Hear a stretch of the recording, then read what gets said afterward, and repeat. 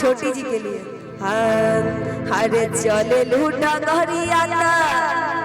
नदी बीच नैया हिलोर मारे। और हमारे सपना जी के लिए भी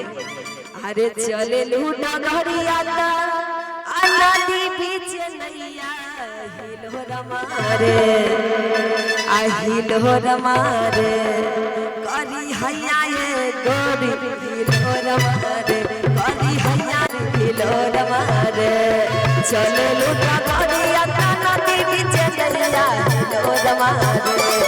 चले लूटा घरिया नदी बीच नैया हिलोर मारे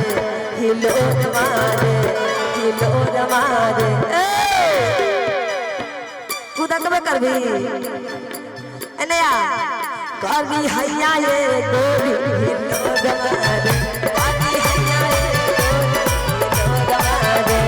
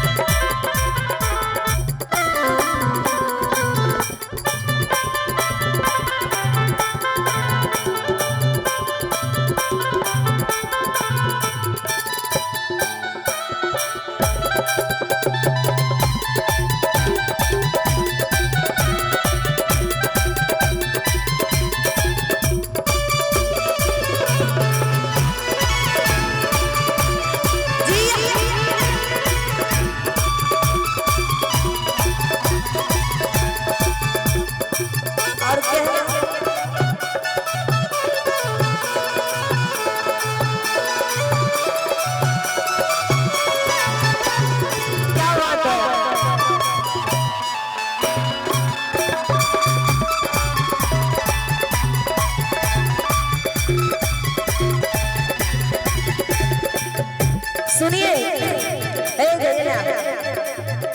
मतलब इधर आइए समझते हैं ना मेरा भाषा कहे छे ना तो बुझे छी ना पता है ना ये लोग कोलकाता से है तो मैथिली नहीं समझती है इसलिए हिंदी में बात करना पड़ता है। उल्टा के नहीं दे छी क्या तमर भाषा नहीं समझते काली दे दियो तू तो हमर भौजी छी हमारे चाचा का कनिया आई है ये चाचा का दादी लगवे दाई के बुरा ने मानिए आई कि तू हमरा ई बता तोरा भगवान कौन माटी से बनल को इतने सुंदर लगे छी कौन माटी से बनल का गोरिया की फिर का माटी से तो आइए कहना है हरे राम जी बनल बात भोरे भोरे रची के बनले बारे गोरे गोरे रची के दिल सुघराई बादल सचो कबन सची के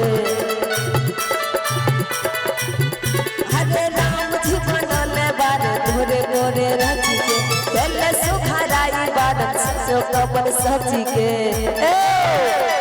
सुनिएगा है कि नया दोनों नहीं जली देना का संग के देते मजा आ गई। सुना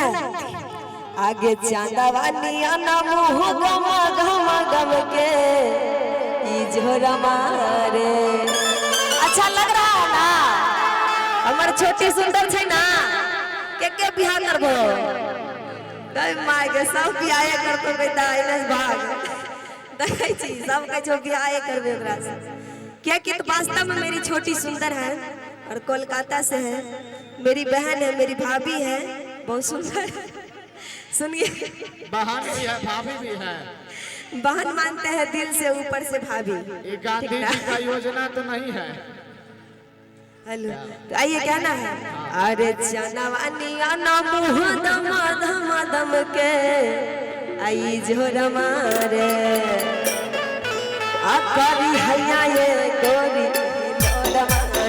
करी हैया ये गोरी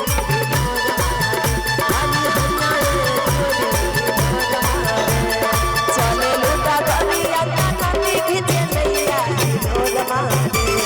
चले लूटा गरिया कन्हैया हिलोर मारे हिलोर मारे हिलोर मारे किछ हिलोर मारे कथी बोलते एक बार तो हिलोर मारे ए हमरा लाज लगै छै आ हिलोर मारे ए गे सपना तो आए हैं तोरा के हवे छो हिलोर मारे कहि त हे कमर के कमर हिलोर मारे